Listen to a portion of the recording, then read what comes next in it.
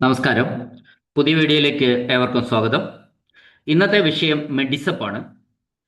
സംസ്ഥാന ഗവൺമെന്റ് ജീവനക്കാർക്കും പെൻഷൻകാർക്കും ഉള്ള ആരോഗ്യ ഇൻഷുറൻസ് പദ്ധതിയായ വെൽഫെയർ പദ്ധതിയായ മെഡിസപ്പിനെ കുറിച്ചാണ് ഇന്നത്തെ നമ്മൾ വീഡിയോ ചെയ്യുന്നത്.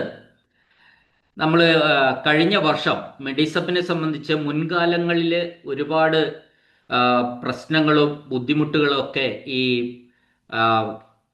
സബ്സ്ക്രൈബേഴ്സിന് ഉണ്ടായിട്ടുണ്ട്.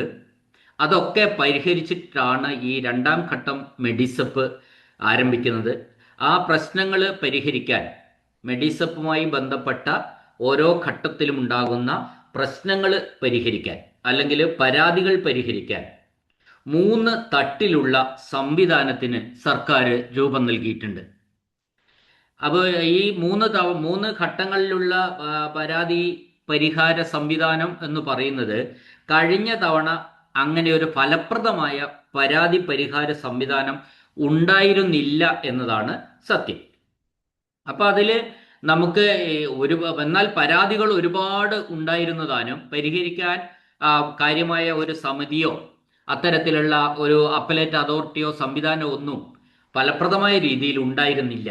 അതുകൊണ്ട് തന്നെ പരാതിയായിട്ട് നിൽക്കുകയും ഒരുപാട് ജീവനക്കാരുടെയും പെൻഷൻകാരുടെയും പണം നഷ്ടപ്പെടുകയും ആവശ്യമില്ലാത്ത ക്യാഷ്ലെസ് ട്രീറ്റ്മെന്റിന് പോലും പണം അടയ്ക്കേണ്ടതായിട്ടും ഒക്കെ ഒരുപാട് പ്രശ്നങ്ങൾ വന്നിട്ടുണ്ട്.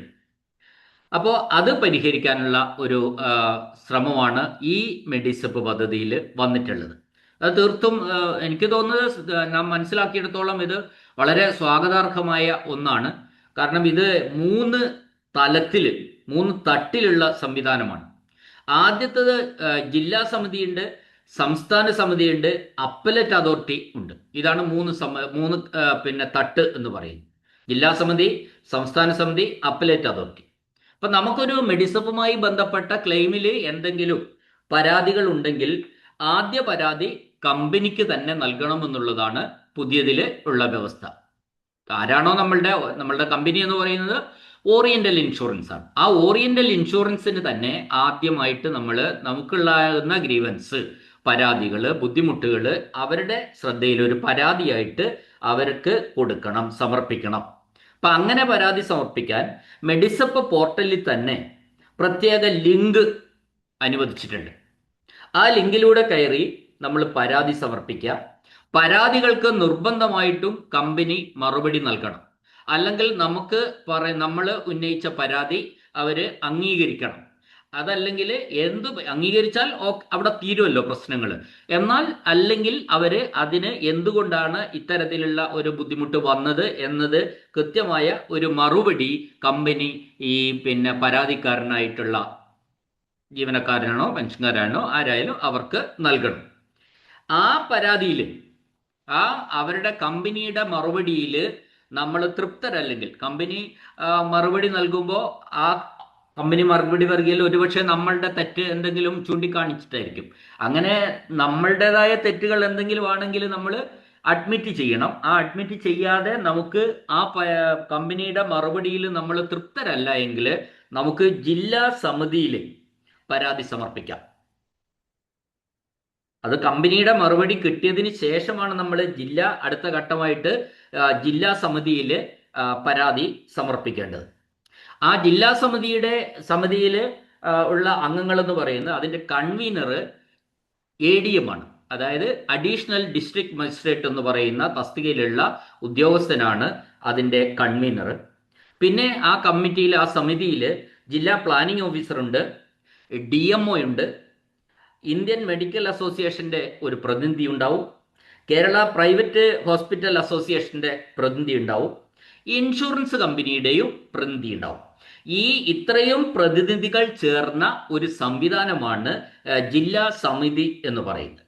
ആ ജില്ലാ സമിതിക്കാണ് രണ്ടാമത്, അതായത് കമ്പനിയുടെ മറുപടിയിൽ നമ്മൾ തൃപ്തരല്ല എങ്കിൽ നമ്മൾ വീണ്ടും പരാതി കൊടുക്കേണ്ടതാണ്. ഈ പരാതിയിലുള്ള ഒരു നടപടി, ഇപ്പം നമ്മൾ ജില്ലാ സമിതിക്ക് പരാതി കൊടുത്താൽ ആ ജില്ലാ സമിതിക്ക് കൊടുത്ത പരാതിയിലുള്ള ഒരു നടപടി 30 ദിവസത്തിനകം പരാതിക്കാരനെ അറിയിക്കണം എന്നാണ് വ്യവസ്ഥ.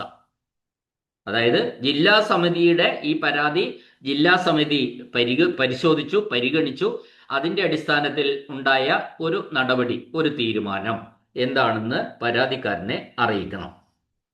ഇപ്പൊ ഇത് പിന്നെ ചികിത്സ നടക്കുന്നതിനിടയിലുള്ള എന്തെങ്കിലും പരാതിയാണെങ്കിൽ അത് ശരിക്കും 24 മണിക്കൂറിനകം പരിഹരിക്കണം എന്നാണ് പറയുന്നത്.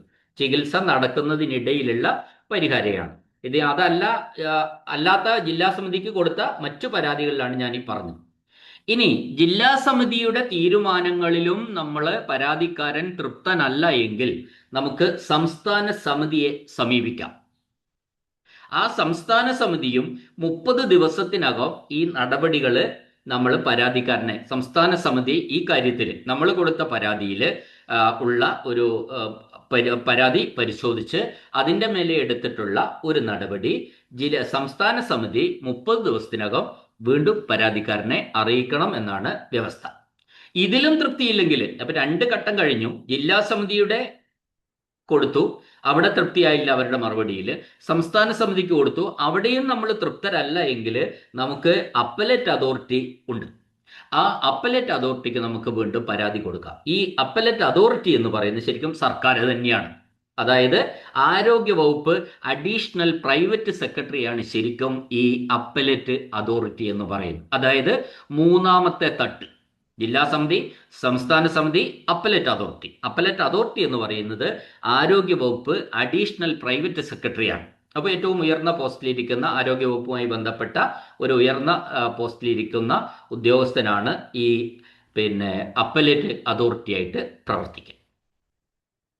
ഇനി ഈ സമിതികളുടെ ഉത്തരവ് സമിതി പരാതിക്കാരന് അനുകൂലമായിട്ട് വിധിച്ചു എങ്കിൽ, പരാതിക്കാരൻ ഒരു പരാതി കൊടുത്തു, ആ പരാതികൾ സമിതി പരിശോധിച്ചു. അത് ജില്ലാ സമിതി ആകട്ടെ സംസ്ഥാന സമിതി ആകട്ടെ അത് പരിശോധിച്ചു.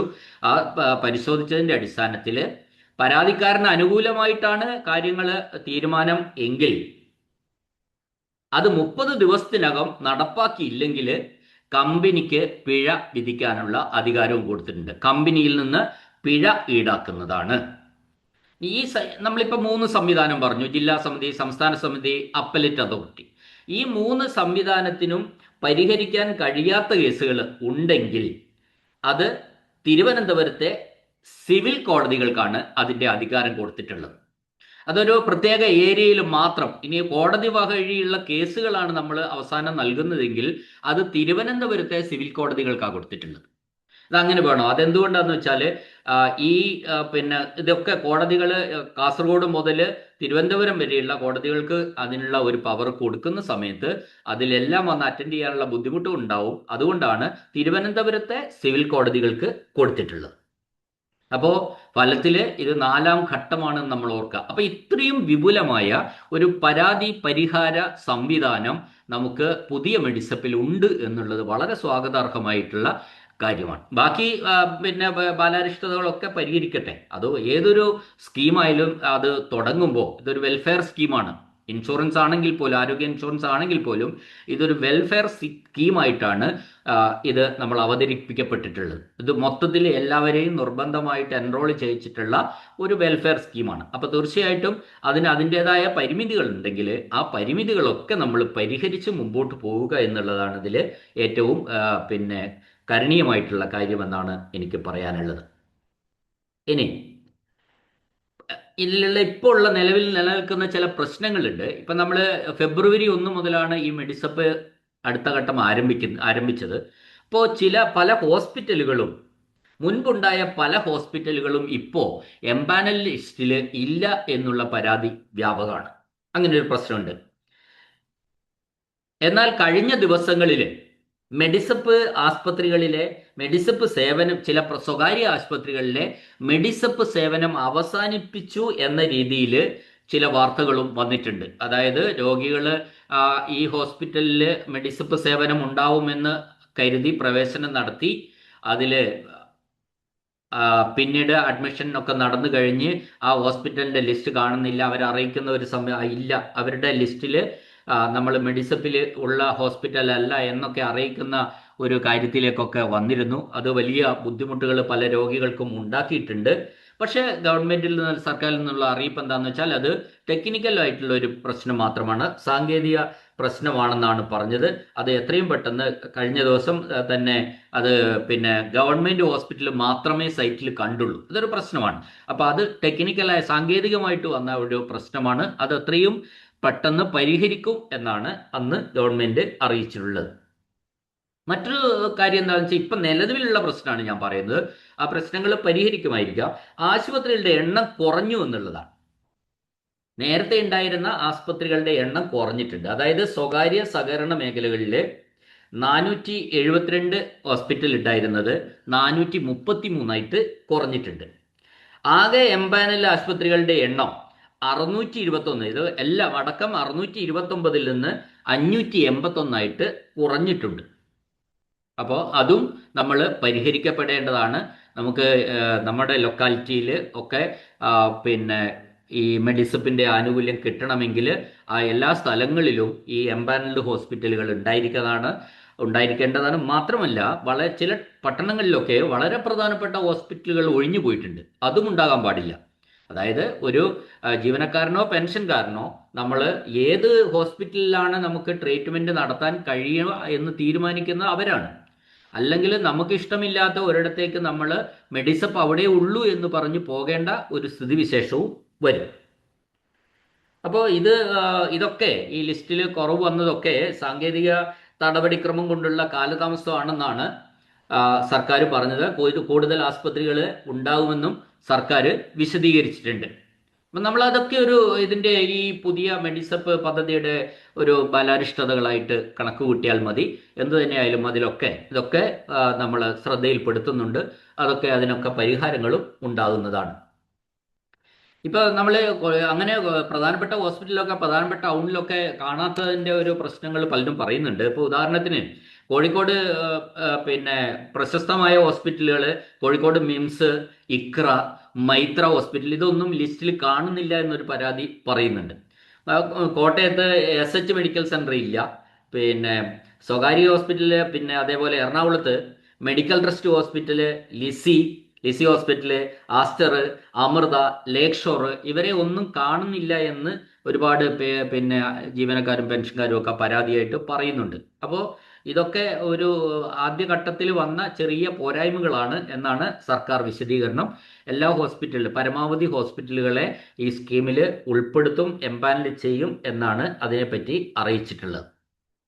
മറ്റൊരു പ്രശ്നമായിട്ട് പറയുന്നത്, ഇപ്പം നമ്മൾ hospital list district vice hospital list വന്നു കഴിഞ്ഞിട്ടുണ്ട്. എന്നാൽ അവരുടെ ആശങ്ക എന്താണെന്ന് വെച്ചാൽ ഈ സ്വകാര്യ ഹോസ്പിറ്റലുകളിൽ ഏതൊക്കെ വിഭാഗത്തിന് ഈ മെഡിസപ്പ് ആനുകൂല്യം കിട്ടും എന്ന ഒരു ലിസ്റ്റ് ഇതുവരെ കണ്ടിട്ടില്ല എന്നുള്ളതാണ്. അപ്പോൾ അങ്ങനെ ഇപ്പം ചില ഹോസ്പിറ്റലിൽ നമ്മൾ ഓർത്തോയ്ക്കും കാർഡിയാക്കും മാത്രമേ ഉണ്ടാവുള്ളൂ. അപ്പോൾ അത്തരത്തിൽ ഏതൊക്കെ വിഭാഗത്തിലുള്ള ട്രീറ്റ്മെന്റിനാണ് നമ്മൾ ഈ സ്വകാര്യ ഹോസ്പിറ്റലുകളിൽ മെഡിസപ്പ് ആനുകൂല്യം കിട്ടും എന്നതിൻ്റെ ഹോസ്പിറ്റൽ ലിസ്റ്റിനൊപ്പം ആ ലിസ്റ്റ് കൂടി ഇറങ്ങേണ്ടതായിട്ടുണ്ട്. അത് കാണുന്നില്ല എന്നൊരു പരാതിയും പൊതുവെ പറയപ്പെടുന്നുണ്ട്. മറ്റൊരു പ്രധാനപ്പെട്ട പ്രശ്നം പറഞ്ഞത് എന്താണെന്ന് വെച്ചാൽ ഔട്ട്സൈഡ് കേരളത്തിന് പുറത്ത് എംപാനൽ ചെയ്യപ്പെട്ട 3 ഹോസ്പിറ്റലുകൾ മാത്രമേ ലിസ്റ്റിൽ കാണുന്നുള്ളൂ എന്നതാണ്. അപ്പോൾ അത് പൊതുവെ നമ്മൾ ഇങ്ങനെയുള്ള ഒരു ബുദ്ധിമുട്ട് എന്ന് പറഞ്ഞാൽ പൊതുവെ ഈ കാസർഗോഡ് ജില്ല, കണ്ണൂർ ജില്ലയുടെ ബോർഡർ ഒക്കെ മെഡിക്കൽ സൗകര്യം ഇത്തിരി കുറവുള്ള, വലിയ ഹോസ്പിറ്റലുകൾ കുറവുള്ള ഒരു മേഖലകളാണ്. അപ്പോൾ അവർ ഇത്രയും കാലം സാധാരണഗതിയിൽ ഈ കാസർഗോഡുകാർ, അതേപോലെ തളിപ്പറമ്പ്, പയ്യന്നൂർ മേഖലയിലൊക്കെ ഉള്ളവർ അങ്ങോട്ട് പെട്ടെന്ന് ഒരു ട്രീറ്റ്മെൻറ്റിന് മംഗലാപുരത്തേക്കാണ് പോകുന്നത്. അപ്പോൾ മംഗലാപുരത്ത് വലിയ നല്ല ഹോസ്പിറ്റലുകളുണ്ട്, നല്ല ട്രീറ്റ്മെൻറ്റ് കിട്ടുന്ന ഹോസ്പിറ്റലുകളുണ്ട്, വളരെ ചെലവ് കുറവാണ് എന്നൊക്കെയാണ് പൊതുവെ ഉള്ള നമ്മൾ പറയാറ്. അപ്പോൾ അത്തരത്തിൽ പോകുന്നവർക്ക് ഔട്ട്സൈഡ് കേരള വരുമ്പോൾ മംഗലാപുരത്തെ 1-2 ഹോസ്പിറ്റലുകൾ കൂടി കിട്ടിയാൽ വളരെ നല്ലതാണ്.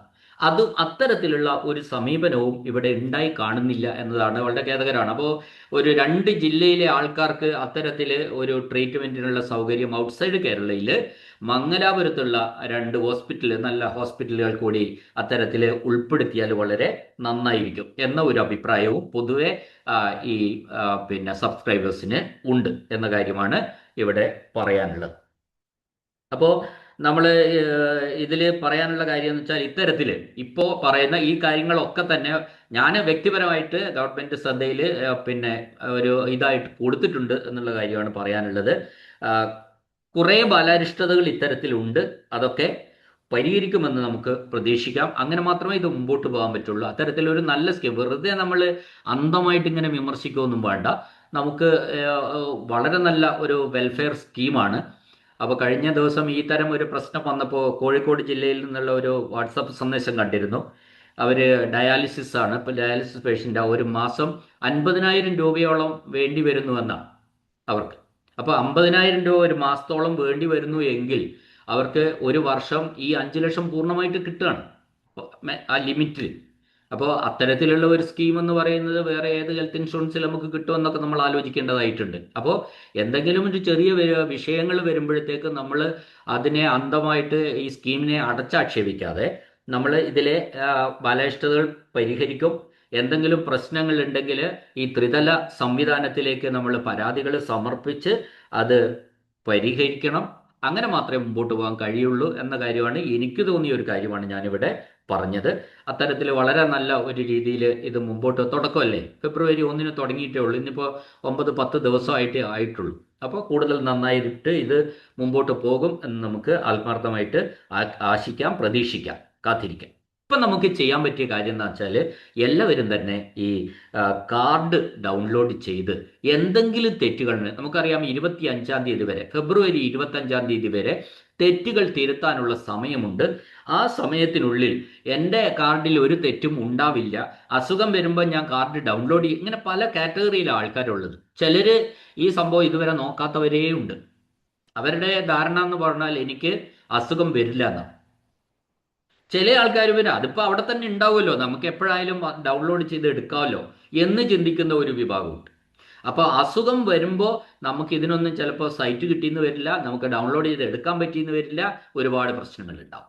ഇനി ഇതെല്ലാം കഴിഞ്ഞ് അന്നേരം ഡൗൺലോഡ് ചെയ്ത് എടുത്തു കഴിഞ്ഞാൽ തന്നെ അതിൽ നമ്മളുടെ പേരിൻ്റെ ഇനീഷ്യൽ ഇല്ല, അല്ലെ പേരിൻ്റെ സ്പെല്ലിങ്ങുകൾ തെറ്റാണ്, അല്ലെങ്കിൽ നമ്മൾ ഡേറ്റ് ഓഫ് ബർത്ത് തെറ്റാണ്. ഇത്തരത്തിലുള്ള പ്രശ്നങ്ങൾ വന്നു കഴിഞ്ഞാൽ ആ കാർഡുമായിട്ട് നമ്മൾ എംപാനൽ ഹോസ്പിറ്റലിൽ പോയാലും നമുക്ക് അവിടെ ക്ലെയിം റിജക്റ്റ് ചെയ്യും, ക്ലെയിം കിട്ടില്ല.